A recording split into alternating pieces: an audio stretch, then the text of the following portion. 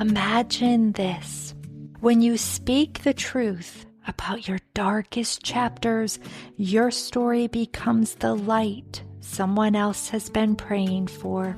Every episode is a declaration of survival. Together, we tear down silence, crush stigma, and amplify voices that refuse to be forgotten.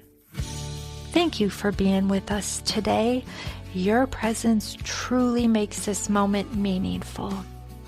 I'm Jennifer Lee, founder of The Healing and Sharing, host of the I Need Blue podcast, author, keynote speaker, and a survivor who turned pain into purpose.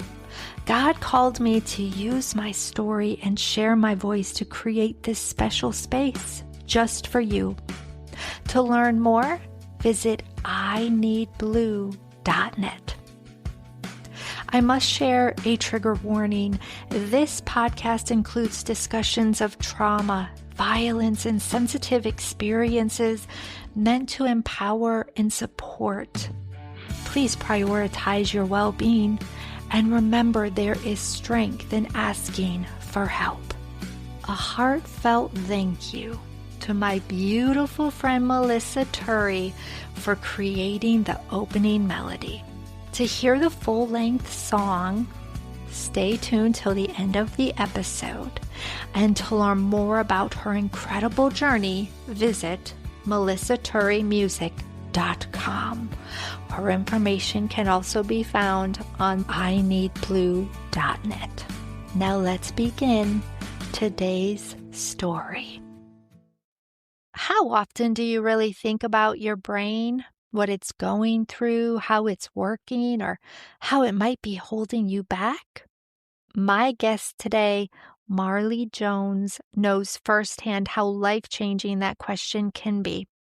She's a traumatic brain injury survivor and Lyme disease warrior who spent years battling brain fog and depression.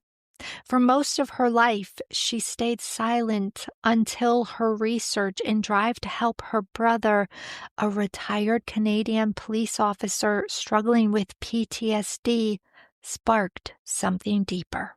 That passion grew into a purpose to help first responders reclaim their mental clarity and emotional strength. Today, Marley leads Change Your Brain, a free online seminar created by Dr. Daniel Amen and facilitated by her, specifically designed to support first responders in healing from trauma and brain strain. For over 2 decades, Marley has been dedicated to helping individuals achieve vibrant health and holistic well-being. As a naturopath, an advanced certified neurotrainer, certified brain health coach, and certified neuropsychotherapist, Marley specializes in addressing the profound connection between the mind, body, and soul. Her unique expertise focuses on supporting individuals in overcoming chronic stress, anxiety, autonomic nervous system dysfunction, and complex illnesses. When you change your brain, you don't just feel better, you get your life back. Marley, thank you so much for being my guest today, and welcome to the I Need Blue podcast. Thanks, Jen. I really appreciate it. I'm excited for today. Of course, I'm excited too. And I know you said earlier today you're getting ready to start your podcast up again. What is the name of your podcast? Healing Chronic Illness with Marley.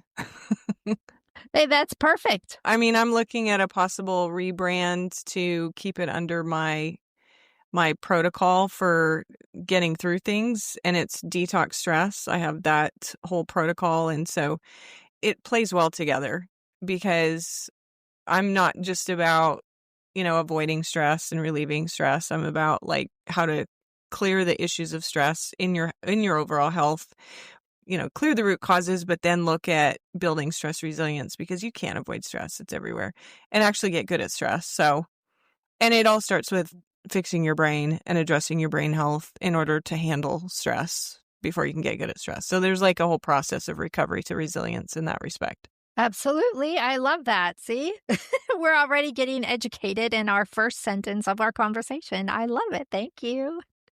So, you talked about root cause, which is so important because many times doctors like to just treat the symptoms, right? Before we get into the first responders and change your brain, can you take us into a little bit of your journey? You were diagnosed with the TBI and the Lyme disease, and how that influenced things like the depression and the brain fog, which many of us deal with. Sure. Well, it depends on how much time you have today and how far you want to go back. But really, my story with having health challenges started in the fourth grade. I was diagnosed with like anorexia and bulimia because I couldn't eat. Had GI issues, and I look back now and I know that it was due to toxic mold exposure. But I struggled as a kid with all kinds of immune and nervous system dysfunction. And then I had multiple concussions. A really bad one happened when I was 15. And back then, nobody knew what depersonalization, all of those type of disorders that have when you have a brain injury, they didn't know what it was. And so I struggled with brain fog, focus, being stuck in fight or flight from the time that I was young. And then it just got more complex because when I was 22, I was out horseback riding and just living out in the country of Oklahoma. I got riddled with a bunch of tick bites that, had bullseye rashes. And then when I went to the doctor, I went to a specialist, they said, well, there's no Lyme disease in the state of Oklahoma. So it was left untreated. And then it triggered chronic Lyme. So it was a big, long journey for me. And there's a lot of people that have brain issues and neurological issues. And we could go on and on and on about how we all play in the same sandbox together. But mold and Lyme seems to kind of coexist because it all comes down to the body's inability to properly detox. Other people can get bit by mosquitoes or ticks and they're fine. But if you've got some certain predisposed genetic mutations, which many of us have, it affects our ability to clear toxins. And so you add in any type of brain injury to the mix, and then you get a really complicated, complex illness. And funny that I'm looking back on the other side of it now. I was very alone in trying to figure things out. Of course, I went the allopathic route at first and realized that that was miserable for me. And so I switched to just doing naturopathic medicine and treating it that way. But it's not like I didn't integrate both medications as well as holistic therapies for supporting myself. But it's been a really, really long journey. And it wasn't until the last several years that I realized that I needed to work on my brain health in order to just be able to fight the Lyme itself and the co-infections that go along with it. I would not wish Lyme disease or even a TBI on my worst enemy. It's no way to live. Right. And a few years ago, I also was diagnosed with toxic mold exposure and Lyme disease. And right before I had just given up thinking, okay, this is just going to be my life because nobody seems to be able to figure it out. And it took a holistic doctor to do the testing. Yeah, that detox was awful. Wow, I didn't know that, Jen. Yeah, so you're a Limey too, huh? I am. And I'm going to tell you what, the detox from the mold, and then I think it was like a year later because I didn't get completely better. And then there's the detox, like in bed for weeks, with the body trying to get rid of whatever it could. And then you're still left with particular symptoms as well. So it took a while for me to get diagnosed. I'm so sorry that it happened to you when you were so young and left untreated. Well, yeah, just ignorance. And, at that time you were like, well, they're the specialists. They know more than me. But I think my own innate intelligence knew, like, all the signs. After I found bullseye rashes, I couldn't bend my fingers and I had a fever. And it's like, So I was misdiagnosed. They just said that I had lupus instead and then put me on medications for that. So, it's a lot to process. There's a lot of people that second guess their own innate intelligence and their own health because, they don't have a bunch of acronyms behind their names. And the sad thing is that once that damage is done, it's very hard to reverse, because if I had addressed the Borrelia infection early on, like you should, then I probably only would have been weeks in bed. But I spent decades in bed trying to deal with it, because every time you go after trying to kill something like that, any of those pathogenic infections that burrow in and they're stealth, they hide in the body, that you get so sick that you give up and you just go back to your baseline of misery. Instead of trying to have it clear from the host, you just kind of accept it, because you go from like, I'm a 7 to 8 out of miserable to a 10 out of 10. I can't go on miserable. So you back off, and then you just learn to live with it, right? Absolutely, you adapt. Did what happened to your brother come before you try into and learning about brain health for your own Lyme disease? I have a strong passion for wanting to help first responders, but my own journey with all of this has been almost lifelong. And so knowing that my brother had the career that he had, and now that he is retired and has a chance to kind of unpack that. And I see that a lot in working with veterans and first responders now, that retirement kind of scares them, because that's part of the stress response in the brain, is that you do have to distract yourself, because as soon as you get quiet, then all of the dark thoughts start to come in. And so my whole health journey was an issue just in and of itself. Now that I understand the brain better and the nervous system a lot better, and knowing what the tools are, now I'm like, yeah, I want to educate every first responder that is struggling, because they're our heroes and they're the ones that need to be poured into. And the programs that are out there, a lot of people in that scope in industry, they don't go get help, because the tools are just probably not the right match for them. Goes back to that, don't give up, because there is something out there for you. The gist of our conversation today is for you to get the message out in regards to brain health, but also this online course that you are offering, that you don't have to suffer in silence, right? Yeah, for sure. I'm pretty excited, because I've kind of partnered with some organizations recently, and they're first responders that are just on the heels of retirement and they've made it through, and God bless them. I love them. I'm like, please take the tools that you're learning and support yourself, because they're already busy going, who can I help here, here, here, and here? And I'm like, you need to put your own oxygen mask on first for a while, buddy.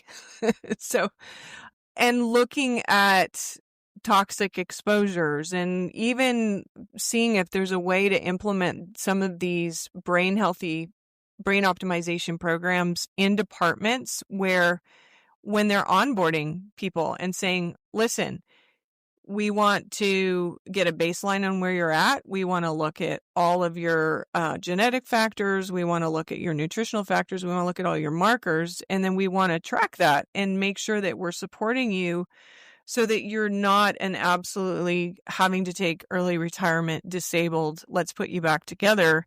Because, an ounce of prevention is worth a pound of cure across the board. But especially when you think about the level of stress, emotional trauma, physical trauma, toxic trauma that first responders have to take on in a day, a week, a month, a career, it's beyond overwhelming. We're not wired for that.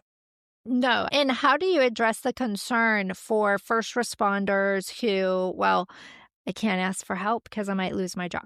Yeah, and that's exactly it. They put a target on their back, and you wear that scarlet letter of, well, HR is going to send you your EAP providers, and you're going to go look, and you're going to realize, yeah, that's not a fit for me. And if you do, whether you're a nurse or your fire chief, like if they start looking at this person's going to cost us a lot of claims, then that's an issue. You put a target on your back. And so, of all people that shouldn't suffer in silence, it's our front line, right? It breaks my heart. So, is part of the thought behind having the free online seminar a way to reach those first responders who need help but are afraid to go to their boss and say, hey, I need help? At least they can come to your seminar? Yeah, for sure. I mean, that training is something that Dr. Daniel Amen did out in probably in Costa Mesa at his main clinic.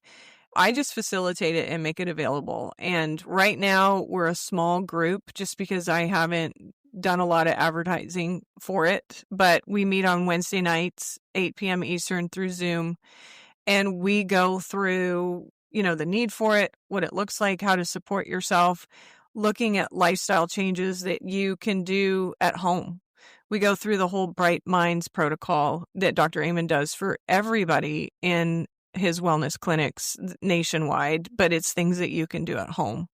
And not only just to support first responders, but it's for everybody, but they especially, because of their levels of exposures and the load that they carry, need to get this information. And so it's free. I just had it on my heart to offer it because there's a lot of people that either feel marginalized because they are in a community that have doctors and specialists and people in behavioral health that they just don't relate to. And I see that all the time. I really do. And so they kind of suffer in silence, or they know that's part of the job, or they look to other things like we all do to calm and regulate our nervous system and try to escape what we're struggling with and that's troubling us so that we don't feel the pain. And those involve different types of anesthesias and ways to numb it that are not promoting health. And so that's what we talk about in the Change Your Brain, Change Your Life for First Responders online course is healthy ways to support your brain instead of hurt your brain. So, as you've dug in more with these first responders and gotten to kind of understand a little bit more of what they're going through, what has surprised you the most in regards to what they go through or what they're carrying today, Yeah, that you could be a fresh graduate and on your first day have a baby die in your arms. Like, I've heard some pretty horrific stories, and there's no way that you're ready for that. You don't learn that in a classroom. But also, too, I actually, after the training the other night, one of the guys that was on, we finished the training and I was just chatting with him because he's always strategizing on ways to help other people. And so he was actually on duty and he got a call. And so I'm on a Zoom call with him and he's suiting up and hops in the truck and they're responding to a motor vehicle accident out somewhere in their county. And I watched the whole thing happen. I watched how fast they were. It was crazy because it was poor lighting, but I could see out the window and they were going down the highway really fast. And then they got the call that somebody else had responded because it was further away. And then they turned their truck around and I asked him, I was like, okay, now where do you put all that cortisol and adrenaline, norepinephrine that's coursing through your body right now? And he's like, honestly, I don't even notice it anymore. And so that kind of surprises me. But again, at the same time, that's stress resilience for you. Or it's a matter of what else is going on in the nervous system that kind of is numb and not aware of those cues that come through as symptoms, even though it's just our nervous system saying, hey, pay attention to me. There's action that needs to happen right now. And so here's the tools. Here's all the extra neurochemicals that you're going to need to face whatever it is you're facing. It's a little different for everybody, but I think what most of them struggle with that I've seen across the board is sleep.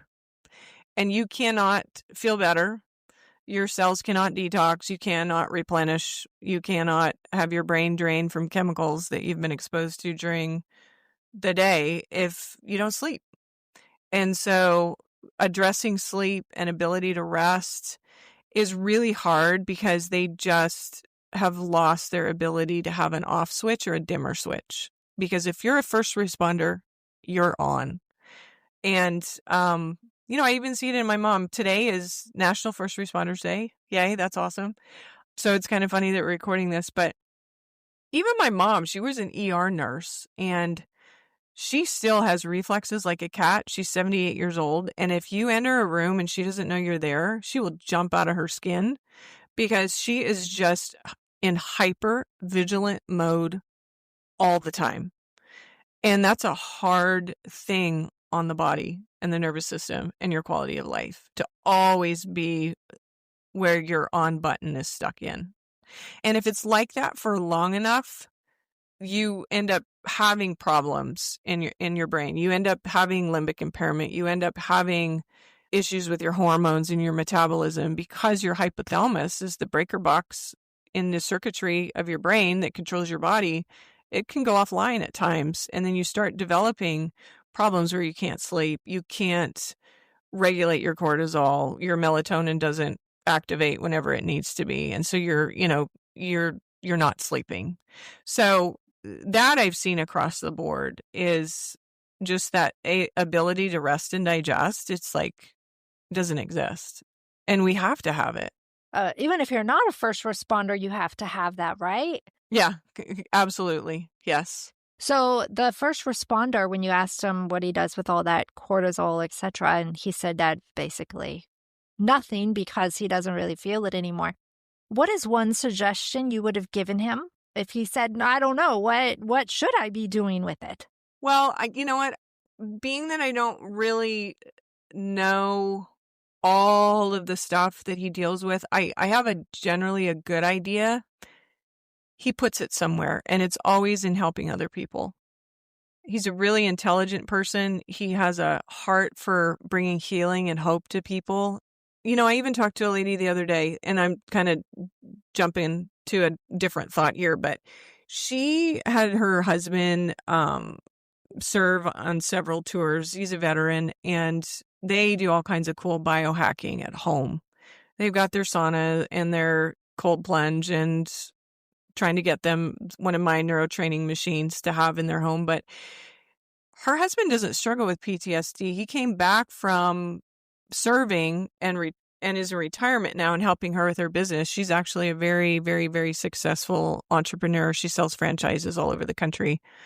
She said that he has more like post-traumatic resilience than he has PTSD. And I was like, you know what? That's really interesting. A lot of it has to do with like what kind of brain you had going into the military, or what kind of brain you had going into serving as a police officer or a social worker, or any of those kind of frontline roles. It depends on your ability to regulate as well. And if you've had a traumatic brain injury, or if you played sports and got knocked around playing football, like how well your brain is working going into it. But I think for him, his story is that it's bigger than him. Like he feels like he's got a spiritual purpose to take suffering and, know that it produces character and perseverance and hope so that he can help other people. So I think he has a self-awareness of what that looks like. Not everybody does. Okay, that's fascinating, because I was like, what is post-traumatic resilience? I was like, not a term I'm familiar with. Yeah, it was kind of new to me too. And I'm like, I like it. It's a shift, right? So, because when he came back, she said that, he has running water now, and it's not 98 degrees at night, and he's not got bombs blasting around him anymore. So like he came back, but his nervous system and the cognitive executive function of his brain knew that he was safe again. A lot of people with PTSD, they can't flip that off because they don't know the difference between actual and perceived. But again, it's a brain issue. So you got to look at like, it's not a matter of strength and resilience that you get on your own. A lot of people are resilient, but if it is a brain issue, they can't help it. So would you say your brain health is even more important than your gut health? Yes.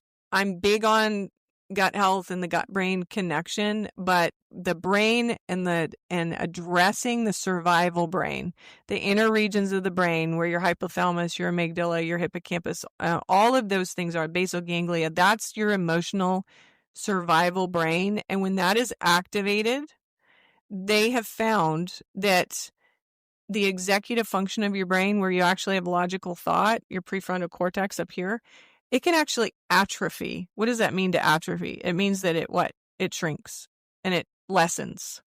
So if your limbic system is in the driver's seat all the time and you're stuck in fight or flight, you can't think straight because that part of the brain has possibly impeded blood flow, or just that because the limbic system is fired up and it's in the driver's seat. So it's like, that's what's hard and complex about PTSD is like, you're back from war, you're back from a horrible shooting in downtown city that you're in, and you know that it's over, but you're still processing, right?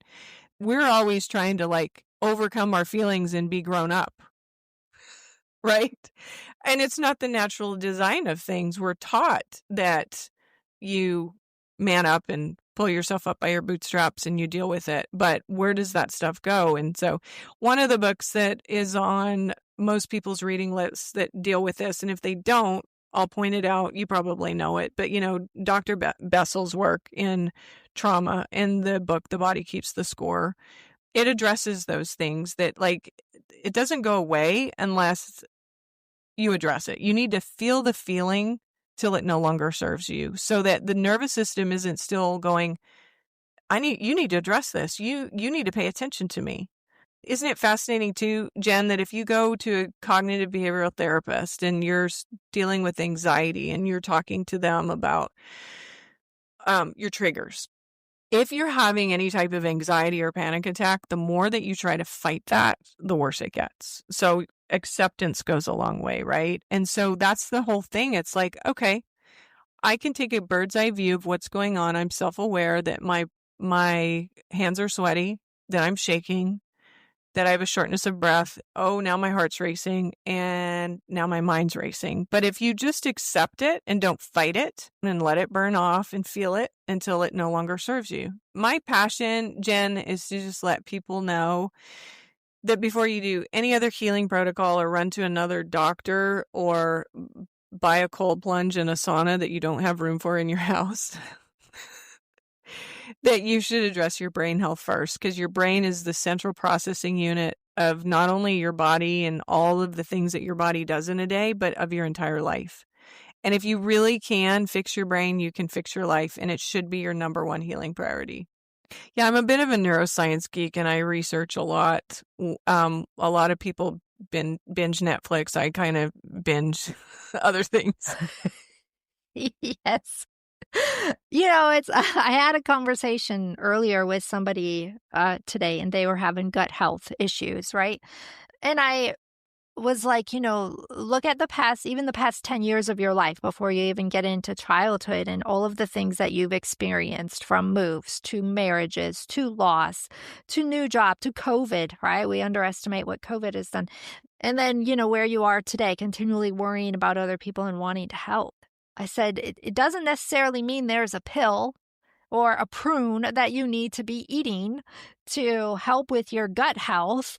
I mean, it could be, like you said, the nervous system, something deeper inside you that needs to be addressed or regulated. Mm-hmm. No, I think it's all a piece. And I do think that your microbiome and all of that stuff has to be online and be working. I just think that it should come with you having a regulated stress response. And sometimes when your gut health is wacky, that's another difficult thing to do, because we know that your vagus nerve and all the ventral and dorsal branches that run from your gut to your brain. And just think about it, like your body is designed to like protect your vital organs, right? Your gut and your psoas muscle are all intricately connected and have to be protected. I mean, even especially for women in that whole area, like life comes from there, right? So women have a horrible time with their gut health. And why is that? Is hormone related, diet related? I think it's all the above. I think it's toxins. We have so many toxins. I don't know about you and friends and colleagues of mine, but same, I have mast cell issues because of Lyme and because of living in Florida where mold is everywhere. But I'm not as triggered as I was before, since I have built this ability and this capacity for stress resilience. But when I was in Europe this summer and eating all the gluten and drinking. I'm not a drinker because the histamines in the wine bother me. Obvious, but they don't have sulfites and all the stuff over there. And it's not only that, it's what they spray in their crops. And whenever I was in Tuscany, all of the beautiful jasmine flowers were in bloom. And so we had this gorgeous terrace and we left the window open. And guess what happened? 50,000 mosquitoes came in and they descended on me. And I'm type O blood type and they love me. And I woke up and I counted just on my cheek 25 mosquito bites one morning. And if that would have happened to me with the superbugs that have learned to outlive Roundup here had hit me, I'd have been in the hospital. Instead, I was just itchy like I was when I was a kid. So I know that's a little bit of a rabbit trail there, but I'm just pointing out that the source of our food has directly affected our gut health because we are not eating out of grandma's garden anymore. And unless you're really intentional with your food supply, I'm kind of weird. Like I grew up in Southern Alberta, Canada, and my dad was a hunter and an outfitter and a fisherman. And so I grew up living that way. And so that's just my happy place where I go to get alone with God and be in nature. And so it has turned into my intentional way of foraging and hunting for food too. So I try to fill my freezers with venison. I have a garden tower. It's not hydroponics, but you know what I'm talking about. So try to where is the best I can in our modern high paced, high everything, fast society is to be intentional about food and enjoy nature and how it grows and enjoy the process. Like every time I pop a pineapple top off, I have pots all over my courtyard. I've got pineapple. We're poking around in pineapples all the time here. And I've got fruit trees in my backyard that bear things. And we have other properties that we have that bear fruit. And so just going back to, it's enjoyable.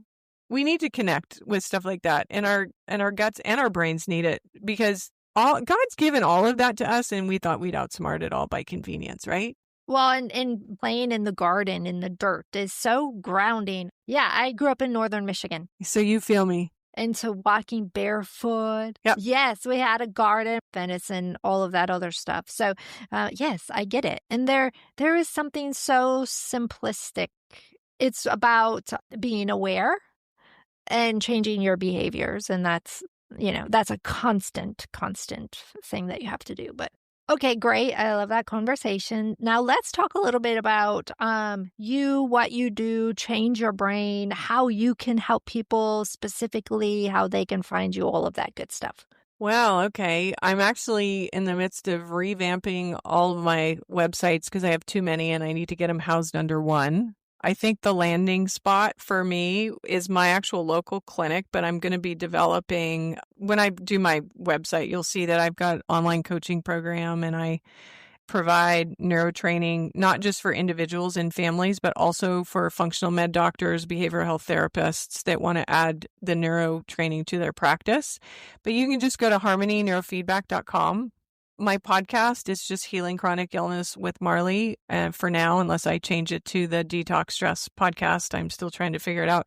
All of this, just like you, Jen, probably has just been a very organic odyssey because I just wanted somebody else to be doing what I'm doing, but nobody was doing it. So when I found some things and some tools that actually finally worked for me after spending 20 years and $200,000 in addressing Lyme illness, that if I have a platform now, I'm going to share what I know so that I can get people from the fastest point from A to B without all of the struggle and the suffering and all the stuff that I went through because, I was told I wasn't supposed to have kids, Jen. My labs were terrible.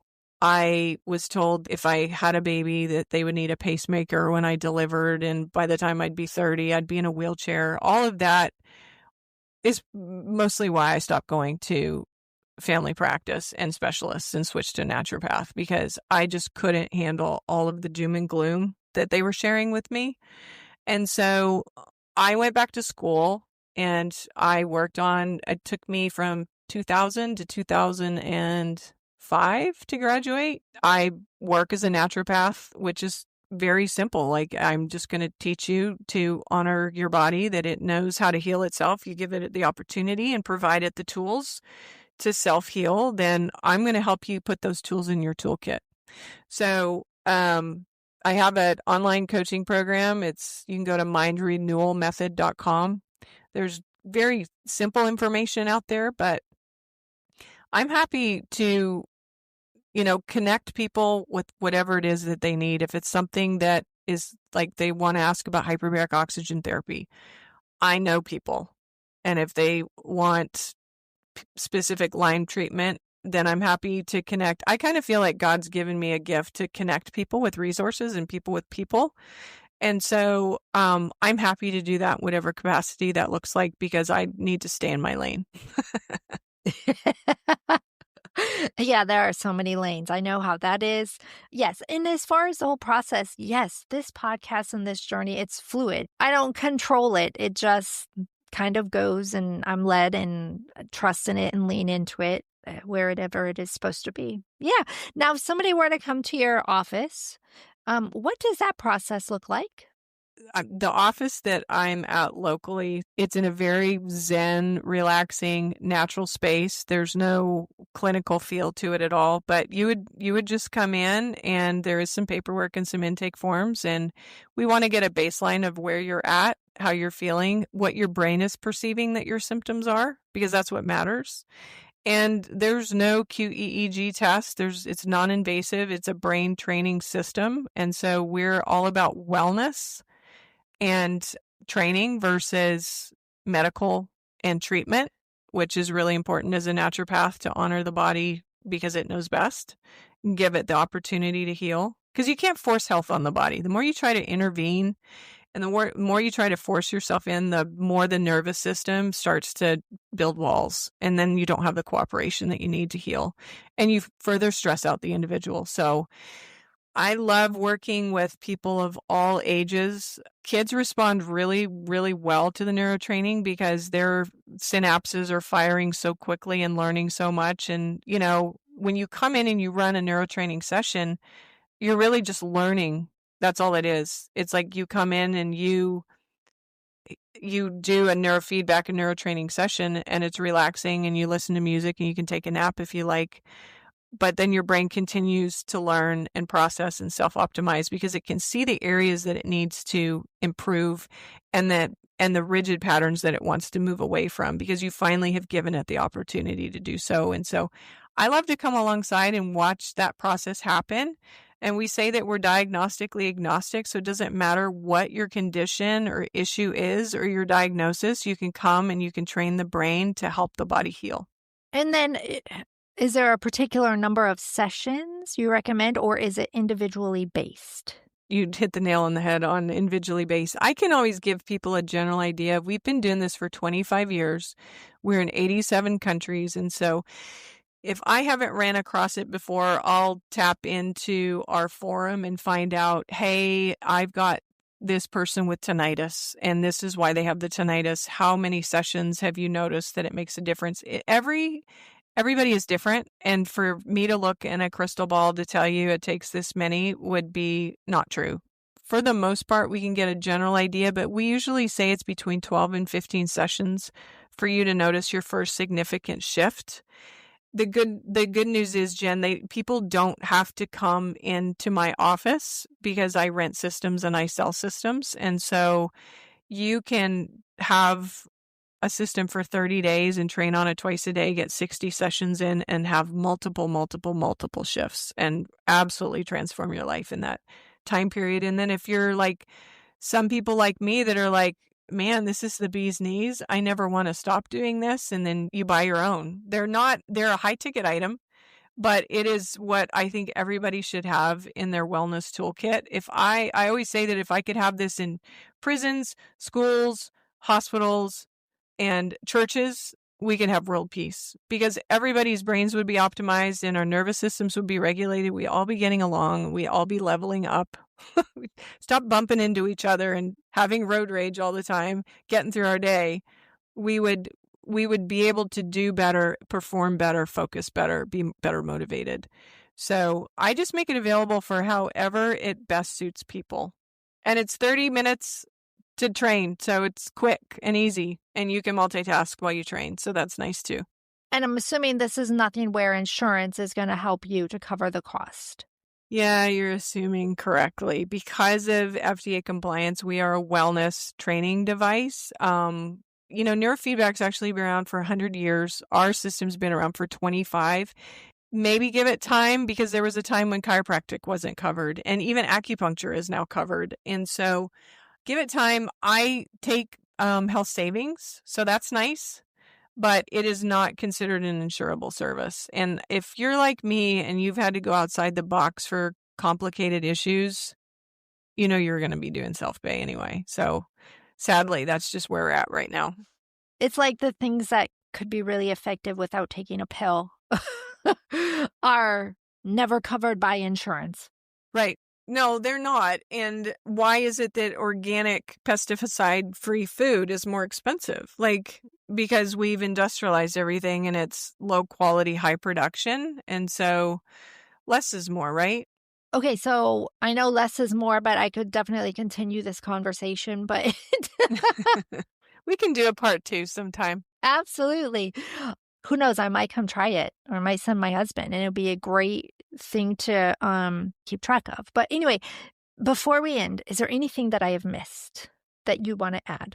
Well, I just really would love to see if this circulates amongst your audience and you have a lot of people that are struggling with stress or emotional things or any type of heavy things. We all have it, but just even if you're not a first responder, reach out to me. They're running in 6 weeks increments, and so this will be our 4th week. It's Wednesday nights, 8 p.m. If you send me an email, just send it to marley.jones@neuroptimal, neuroptimal.com, and I will send you a registration link to sign up. It's absolutely free, but you do have to sign up so I can keep track of you and give you notice and send you a link to get online to watch it. It's all through Zoom. But I mean, anyone in the world, because we have first responders all over the world, can hop on. Even if you got to get up at 3 a.m., it would be worth it just to garner the information, learn about the tools. Even if you don't want to turn your video on, I don't care. Just get the information. Be encouraged with it and put it in your wellness toolkit. And sometimes showing up is the hardest step. So just the fact that you showed up is kudos to you. It's going to be a very supportive group, right? Yeah, I think so. And sometimes you might feel like your bandwidth is just like, oh my gosh, I have no space to learn anything. But honestly, for so many reasons, learning new material and inching forward that you're progressing and you accomplish something that you never did before, you get a little dopamine drip, right? So start with signing up, registering, getting on the call, and then you don't have to eat the elephant one all at once, just one bite at a time, right? Absolutely. Marley, thank you so much for being my guest today on the I Need Blue podcast. Thank you, Jen. It's been a pleasure. You're welcome, and thank you for listening today. This is Jen. If you want to learn anything and everything about I Need Blue podcast, visit my website, ineedblue.net. And remember, you are stronger than you think.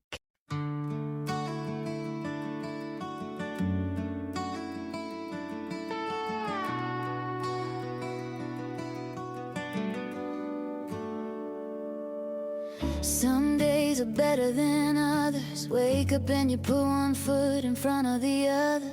Same routine, same places. You just keep on pushing through it. The life you led before, putting everything on the line. Not sure if you would make it home, leaving it all up in God's hands. Just happy to see the sunrise again. Baby, lay those worries on my shoulders. It will always be okay. You have me to hold. Listen to the silence in the dark. Let it guide your way. Hear my beating heart when you're wandering, lost and afraid. You got my hand, so take hold and lean into me as I lean into you. I'll pick you up, take the pain away, mend all the seams to your scar.